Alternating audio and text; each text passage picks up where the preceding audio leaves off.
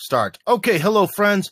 This is kind of your late night. I think it's Monday night stream, kind of a random time for a stream, but I have a bit of energy today, so I thought I would do it.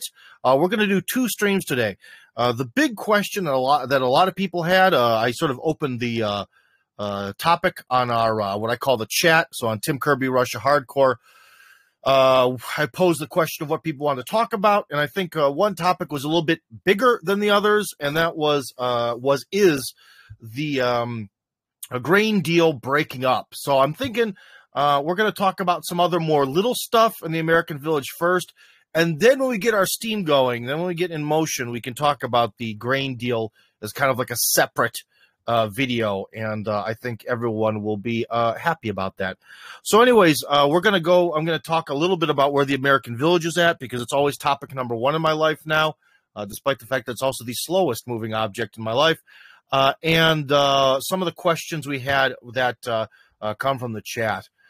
So anyways, with the American Village, we are at the point where now we have to find those investors, or find people like the people among you who have a lot of faith in me and in the project, who'd be willing to put money down, because as of this week, we should finally then have, in fact, tomorrow morning, I've been putting it off for a couple days because when you combine dyslexia with my sort of hatred of doing certain stuff, I've kind of put it off for 2 or 3 days, to be honest, but I'm going to do it.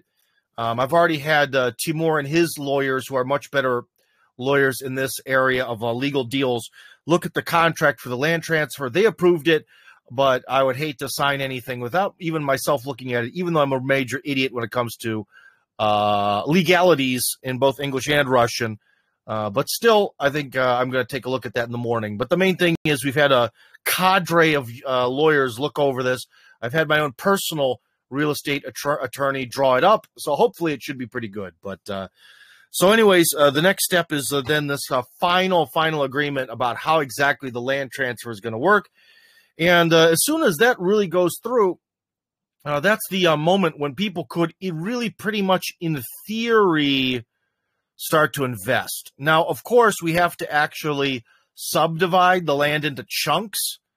But before we do that, we can definitely get all the paperwork in order for someone to invest in the upcoming chunk, because there's definitely some major expenses coming up, including the big transformer to give everybody electricity. That's going to be a pretty penny, but not as expensive as I thought it would be. It's actually cheaper than a car, so that's nice. We're going to need that. We're going to need an initial investment to start some of the buildings, but also changing the zoning of this thing is going to cost a lot of money, man. It's going to cost a lot of money. So whether some people have a lot of faith in the project and are willing to put their money down in advance, or whether there are people who are going to be investors in this, don't worry. I know people who know people. So essentially this week, after we get the contracts all in order and all signed, in parallel, the architect who drew up the plan for the village is now we're going to put together essentially a more detailed plan of what the potential houses will look like. He said he's going to do 3 different sizes. Well, in fact, he's going to do 3 different sizes of homes for a different client, and then we're just going to use those plans. That's how you save money. But anyways, so there's going to be like 3 different sizes, sort of a small, medium, large. And I remind you that unlike the United States, extending a home in Russia is super duper mega ultra easy, and you don't need permits. You just do it. Maybe you might technically need them, but no one gets them and no one cares. It's amazing.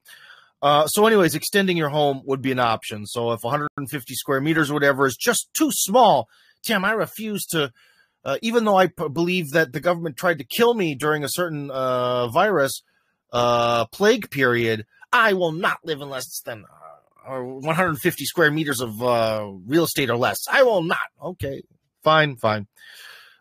Play cognitive dissonance. Sorry, guys, I'm a little bit salty because over the last few days, I've gotten about 10 people in a row who have tried to sort of appeal to me about either the village or getting Russian citizenship help, who are extremely aggressive, rude, and yeah. So I'm a little salty, but that's okay. I won't quit. We all have to have patience, right? Patience is a virtue. So, yeah. But just so you know, for any of you guys out there, if someone is really rude and aggressive towards me, I'm not helping them.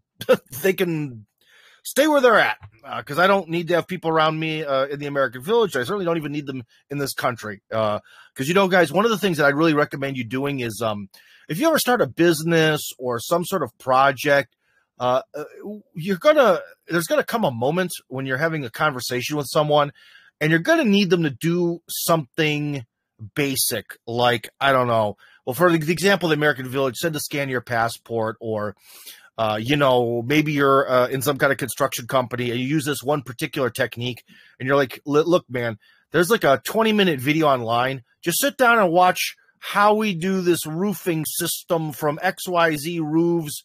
They're amazing. Just watch the 20-minute install video and get back to me. You would be amazed how many people would not take the 20 minutes to watch that video. The whole thing of this, I think it's a great test for life, is the get someone to fulfill a basic request. And it's amazing how many people can't. They'll be like, you know, you could just even ask them, could you please write your full first, middle, and last name as they appear in your passport? And instead of writing James, they'll write Jim. Like, it's just unbelievable. So one thing is, I do kind of have a little bit of a filter on this program. If someone can't answer even basic requests and they're also rude and aggressive, that's kind of your third strike. So I've had to give people the sort of 3 strikes you're out this week, because it was unbelievable rudeness.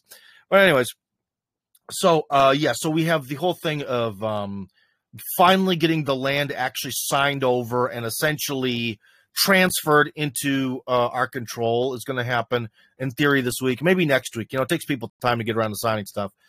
And the whole thing of the architect is going to put together like he's going to send me the 3D images, and I'm going to put together sort of a 1-page brochure and then a much larger, more detailed brochure in order to attract investors, because I don't have any start capital. So there you go. But then again, like I said, for some of you guys who've known me for long enough and feel you have the proper sort of faith in me and all this, that, and the other, now might be the investment time. Now, about the socially important project status for the American village, that I don't know. That's all in Timur's hands, but I think that's going to be a long time coming. And, you know, got to get this thing. The sooner we get this thing started, the better. I really would like to do it that way, but it seems like it's kind of stuck in a legal haze and not being moved much forward. So perhaps that might not actually be an option. But Timur made that clear from the very beginning. But that would be the best way to do this. But yeah, it would also be the cheapest way to do this, because it would really essentially eliminate, like, you know, you sell something, you have to make profit on it. Well, if we build everything via investors, the investors want to make profit on everything. So what happens? It becomes more expensive. Oh, my goodness. Whereas if we could do that whole socially important project thing and actually get that lovely stamp, it would eliminate essentially the profit side of things and make everything then sort of cheaper and close to at cost. And yay. So that'd be better. But got to get the thing going somehow. So yeah, so that's kind of our big update for the American village. For now, I'm trying to think if there was anything else of super importance with that. Kind of an important week. We're kind of making a little bit of progress here, but I think you guys are going to like the houses. And one thing, though, based on, you know, the Rose family did some scouting, and they actually went and filmed the 3D facilities and the 3D printers and all that to make the houses. And they came back with a very negative impression of things. And the architect, who's been doing a lot of work for virtually no money, has sort of started to sort of sell me off the idea of the 3D printed houses. Some things make sense about it, but I think, to be honest, we just need to get these houses on some really high elevated foundations. And that should really keep them protected from the wetness that can happen every once in a while around the river. And, yeah, I think, unfortunately, I don't know.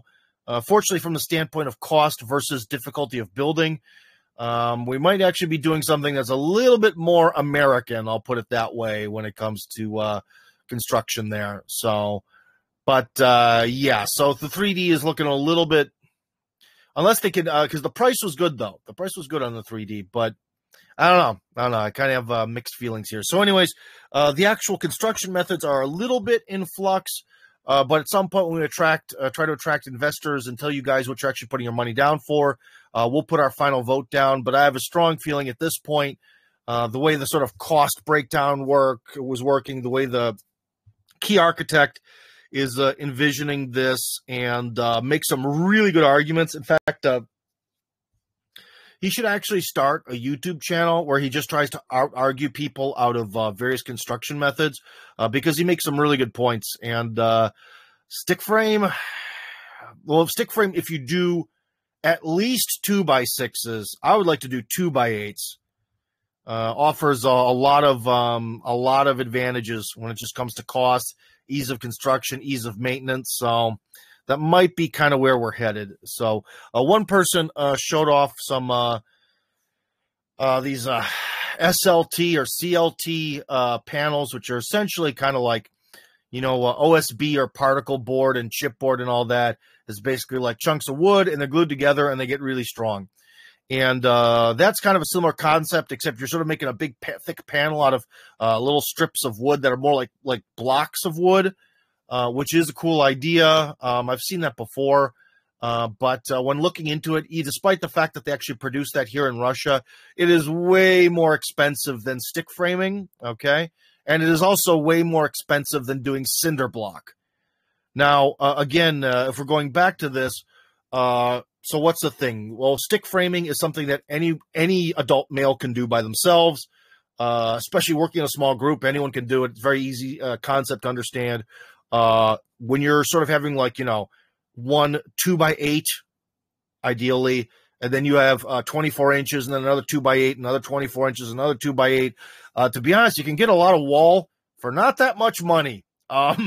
And a lot of this stuff requires basic tools. Like, if you're really handy with a hammer, you can actually get away without having the actual nail gun, and you can, hammer and your circular saw and all your stuff for measuring and marking, and probably need a drill at some point, but you don't need a heck of a lot of tools. So another thing about that is that you can also build in winter, which is a good argument that the architect made, because he made the point that a lot of times block houses are things that are made out of cement. When people do them in winter, they tend to not get done very well, even in Russia. So there's the advantage of that. And then you have the advantage of block houses where you feel like you're living in a fortress. They really keep in the heat very well. The walls are super duper ultra mega thick. I'm a big fan of the block. Every time you go visit someone in Russia and they live in a house made of blocks, it just feels nice. There's something that's very pleasant about it. And so with these wood panels, you're almost kind of getting the minuses of both, of it's not easy to work with like stick frame is, because they're super thick and they're super glued. So they're like really heavy, like cinder blocks are. In fact, I think they're even, to be honest, I wouldn't even be surprised if pound for pound, they're about the same. But so anyways, you're getting these brutally heavy panels that are super thick. So you can't just zip through them real easy with a circular saw. But they're also wood, which means, if wood gets wet, it gets ruined. And then imagine like one panel gets ruined, you have to replace the whole panel. I don't know. So I'm not feeling it. Anyway, Sam has a question. Sam, are you going to discuss the village? Because we're only talking about the village for now. Soon we will not. Hello, Sam. You're back on, but right now we're only talking about the village. Hey, Tim, I was just going to tell people to support you on Boosty. Oh, thanks, man. That's very nice of you. Here, you know what we can do is I can actually copy the Boosty link. Sometimes and put it. I have to sign up for VK. Makes you sign up for VK? Maybe. I don't know, man. But yeah, I couldn't do it until I got a VK account because I don't have Google. Oh, I see. Well, maybe, yeah. Well, being involved, sort of even loosely associated with Russia, it really helps to have a VK account, especially because so many people they post videos that like are always set to private, and I see them because I have like a ton of like followers or subscribers or whatever the proper term is, and then I want to share them with you guys, and I try to share it, and just there's nothing. It's like, oh my gosh, so. It helps because otherwise a lot of the VK content sort of gets hidden behind a protection wall of like, well, you're not signed up for it, so you can't see this. Meh. So, yeah. But anyways, thanks, Sam. I'm going to mute you there. I guess I appreciate that if people do want to donate to the Boosty. In fact, I'd like to thank the people who sort of did the last time I really pushed for Boosty. You guys, what did your Boosty money actually go to? It went to covering the cost of the architect. So that, like I said, I offered the architect. I was like, listen, bro, you know, this is kind of a philanthropic project. You know, we're probably going to have money later. How about you do an advance for like 20-ish% of what you'd like to be paid, or 25%, and I'll pay you that advance if you really knock this thing out and get it done in 3 days. And he did. So he met his end of the bargain, which means I still owe him money. So we'll have to pay that later, hopefully. But anyways, he met his first end. So if you were wondering where your money went to, that's where it went to. It was to an architect. So there you go. But yeah, anyway, so I think just because someone made a real big set of posts about these CLT or SLT or whatever panels, when I talked to the architect about it, they're kind of the worst of both worlds. They don't offer like the better water protection or real like the solidity, or like you make a really thick wall with cinder blocks, but then the cinder blocks are sort of immune to wetness. And so it's kind of just like, it's an interesting technology, but it doesn't offer any real particular benefits. And we have to remember that the American Village is not an elite, wealthy community. It's for sort of people of all walks of life who want to try giving Russia a try, which means, you know, I could come up with all sorts of gorgeous, some sort of like houses styled in like a Russian revivalism sort of, you know, style made out of straight, like poured concrete walls with tons of armature wire so they last as long as the pyramids. I mean, I could do that, but then I would be looking at plans on a computer that would never become real, you know? So we have to think about things realistically. And realistically, the architects kind of sold me right now. I'm going back to good old, I want to say American construction, because stick frame is the thing that dominates America, but more the Scandinavian style, where the walls are super ultra mega thick, rather than the 2x4 little itty bitty walls that we have in like Kentucky and West Virginia and North Carolina and most of the country. So we're not going to do that. Anyways, I don't see any real questions here about the American Village. Maybe I missed something. Let's go to the main sort of chat here. Oh boy, a lot of messages appeared recently. I wonder if they're investing in speaking legally. What entity? The organization that actually runs is the Dachное Общество. Controls the land, is responsible for the local government, another profit. The thing is, you know, a sober riot, would have to, well, I'll put it this way. This is one of these things where I also have a certain policy of a lot of people want to make you run around and do stuff. So sober riot, if you're serious and you actually would want to put down, let's just say, 2 or 3 million rubles, okay? If you're worried about what that costs, go look it up. But this is one of these things, guys. I'm going to wean you off of asking Tim to tell you guys what 2 or 3 million rubles is, or what things are in metric and imperial and all that. You're going to have to get used to doing that yourselves. But essentially, to really get that first sort of street going, like with the panels that you need to start the sort of under foundation of a road, get some light posts up, get that electricity going, and also pay for the the zoning change, it's probably going to be 3 million rubles or more. So if you're willing to put down a couple million rubles to hopefully get it back later with a slight bump, as it is an investment, if you're really, really serious about that and you really, really are considering it, then we're going to work this out. Sober Riot says, I know profit is not the point, but an investment, not a donation. Well, at the very least, Sober Riot, we could have an investment where you get your money back later, you get your money back again with like a 10% bump or a 5% bump to essentially kind of compensate for the inflation that'll take while you're getting it back or something like that. But that's on an individual case-by-case basis. What would you be investing in? That's something I would actually have to talk to my lawyer friends about. Would it be the actual Dachshund Общество, which is owned by an NGO. I'm pretty sure it would be. That makes sense, but I'm not sure. So if you're really serious, Sober Riot, in fact, Sober Riot, guess who's saving your message right now? So we're going to talk about this off air if you don't message me now. But if you're really serious about this, I can get lawyers to draw up this stuff.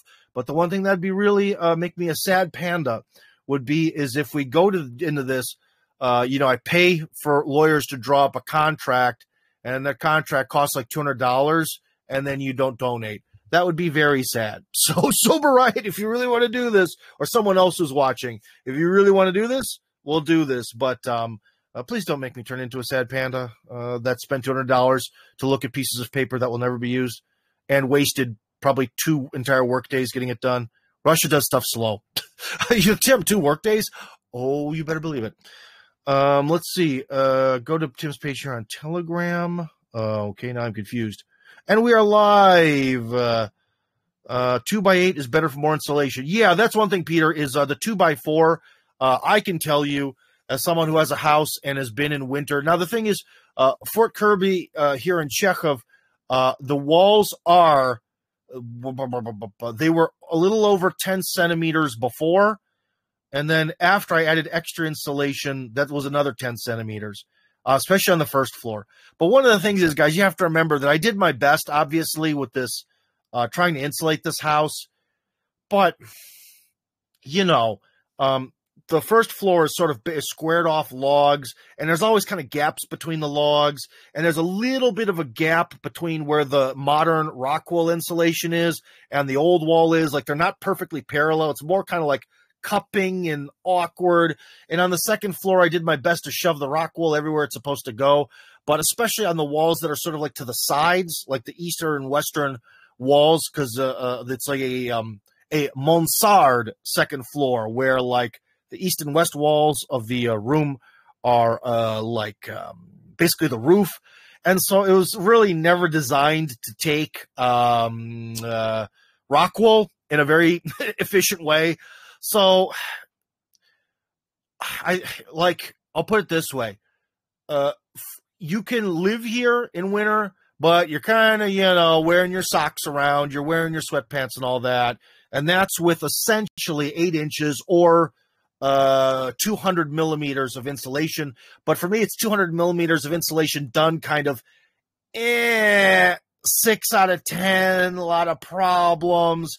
If this was a house that was done with, like 2x8s, and it was done by design, and the rock wool, which is, if they're 24 inches apart, the rock wool itself is 24 inches wide. So that way, when you push it in, it's because, there's the size of the actual 2x4. So you kind of lose an inch on both sides. Well, that makes the rock wool going in get really tight because it kind of like squishes down by design. And so then all of a sudden you have this like perfectly laid out, perfectly organized insulation and all that. And I assume my house would be way warmer in winter than it is if it was done that way. And in fact, I do know it is way better because I've met people and been in houses that are insulated that way, and it does work. But also, you have to insulate the floor. And my floor, I kind of insulated it, but apparently not enough. 50 millimeters, or as in 2 inches of, what is that stuff called in English? It's penoplast. Foam, styrofoam. 2 inches of that was not enough. Not enough. Anything else? Any other questions? So Resident Bedouin says 3 million rubles is like $33,000, something like that. Sure, I'll act responsibly. It's a great answer. Okay, Sober Riot. Well, guess who's going to be writing you probably tomorrow? After these live streams, I tend to be kind of mentally burnt out. So tomorrow, I'm going to be reading contracts with coffee in the morning, and then I'm going to be writing to Sober Riot, who might be asleep. That's okay. When you wake up, we'll get to this. Again, and also thank you for all of you guys who are very often in these live streams, and thank you for being very polite about the American Village. Again, after this week of being, I don't know, like, put down implies an insult, like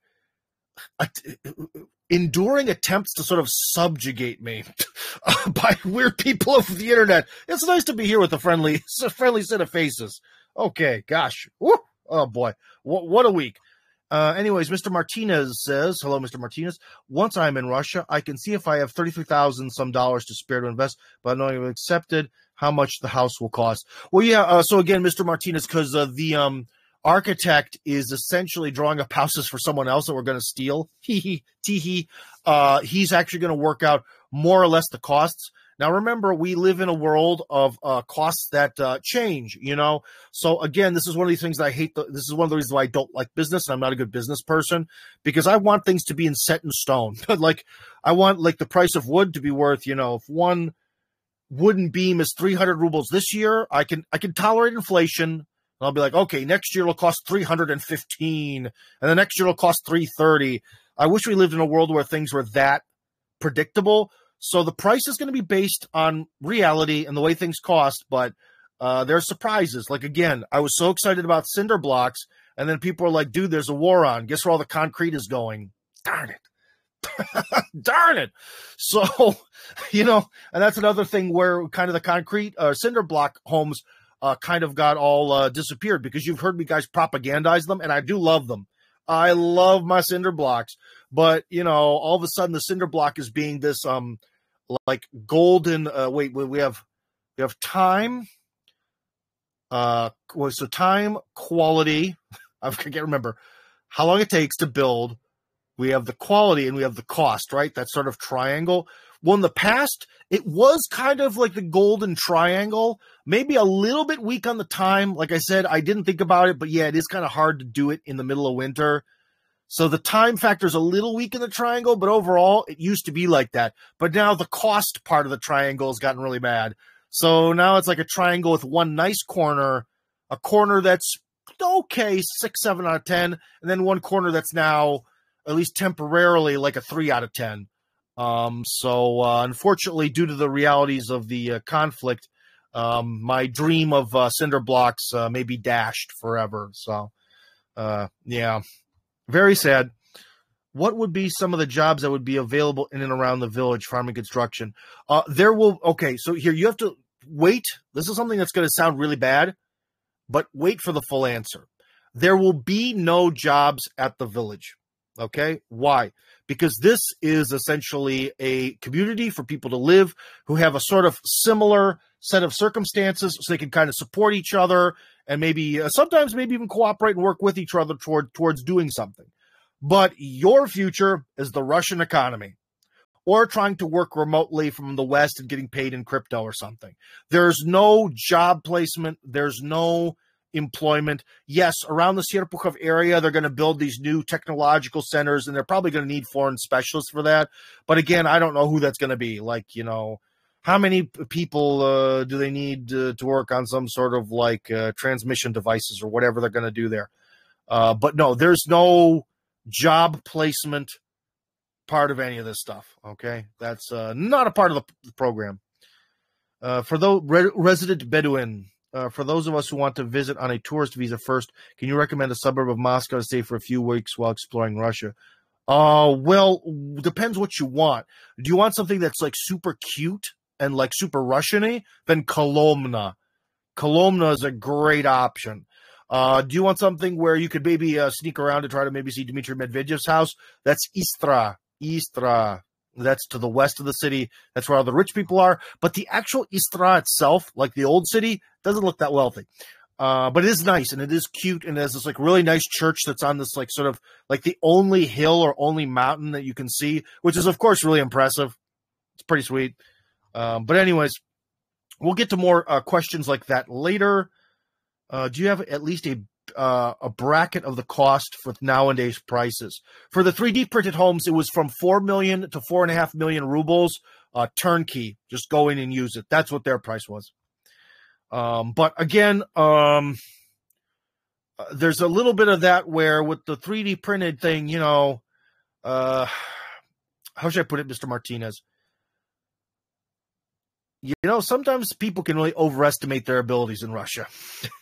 Because if you're like, okay, cement has gotten really expensive, 3D printed houses are entirely made of basically cement. Yet they're still the cheapest option. I don't know, a little weird. But again, the Rose family, when they went to see the process, were not impressed. So I've kind of backed off on this. Yeah. I mean, and also some of the other things too, like the architect made the good point is, what happens? Let's just say, okay, well, here in my house in Chekhov, I can tell you one thing. What if, say, I got a little tipsy here and I accidentally do something crazy and I like destroy a punch through one of my walls? Well, first off, because on the first floor, there's like 10-centimeter square logs. There's no way I could punch through it. But I make like a big hole in the wall, or maybe the place catches fire and I spray everything with water. You know, that's real fixable. That's I could fix that by myself. What happens if you smash a hole in the wall in the 3D printed house? In winter? Yeah. It's things to think about. My plans to do tree work as a business and sell the logs from jobs for extra coin. Well, Horatio, I don't know what you mean by tree work. If you're one of the very first people in the village, we got a lot of, unfortunately, we have a lot of trees to take down. But, you know, how much is 100 or 200 trees worth? Not that much, probably, in the long term of things. And I don't know if that's quite a major job there, but, you know, I don't want to trample on people's dreams, but, you know, there's not a lot of foresting going on anywhere around Moscow. I'll put it that way. In fact, it's illegal. So really all the trees come from generally like reserves out in Siberia in the middle of nowhere, where they kind of do it like a checkerboard, where they take like trees from one area and then they skip over the next area and they go to this area and they go to this area. So that way in 10 or 15 years, the trees regrow in the first area and they kind of like offset it. So that way there's always going to be trees. They don't do that around Moscow.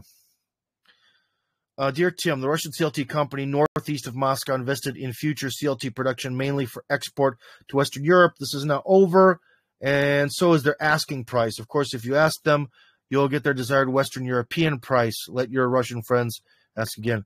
Well, Western European price is going to be brutal, dude. I don't think you know Russia very well. The Western European price is the price that's going to suck. I mean, you know, when it comes to construction, I'm responsible for this. And I'll put it this way. Again, 3D printing is for the most part tough. Okay, so I mentioned you could break a wall, but that's probably also very difficult. But you're getting something that's built tough. Okay, you're getting armature wire that's with the cement around it on all sides. That's real tough. When you're going with stick frame, you're going with something that's easier to fix and kind of cheaper. And with this CLT thing, man, I mean, it does look cool. It has a very, very nice look to it. But like, I'll put another example. When you're coming with any product that's glued, and on the one half of the product, it is 72 degrees Fahrenheit, which is like plus 20 Celsius or whatever. And on the other side of the product, it's minus 10 Fahrenheit, minus 20 some Celsius. That has a real strong effect. And when you're getting into wood and stuff, like if it's a wood beam, the sort of cold and heat kind of distribute over it. But man, when you're having like some of these little cold, like planks being cold with the glue being affected differently than the pieces on the inside, I don't know, man. I'm not sold. I've seen a lot of things made out of wood glue split because of the Russian weather. So people don't want their trees pruned in the gardens. Oh, that's what you mean by trees, tree work. Oh, yeah, there's like tree pruning and all that stuff. Yeah, that exists here. I'm not sure how many people would really use it, but that does exist here. Yeah, you could, like, or like tree doctor and all that stuff. Yeah, that exists. Yeah. In your Working Brother podcast, you mentioned a sort of a layout for the village, for example, for families that homeschool. You mentioned a community building of sorts for the mothers to teach kids, also the place of worship, supermarket, etc. Have you made any more ideas in these plans? All that stuff is integrated into the plan that I submitted to the government. So there's a spot for a church. There's a spot for a community building that will essentially be that sort of homeschooling school. American football field with the accoutrement that's required for it, and so, the spaces for the shopping and all that.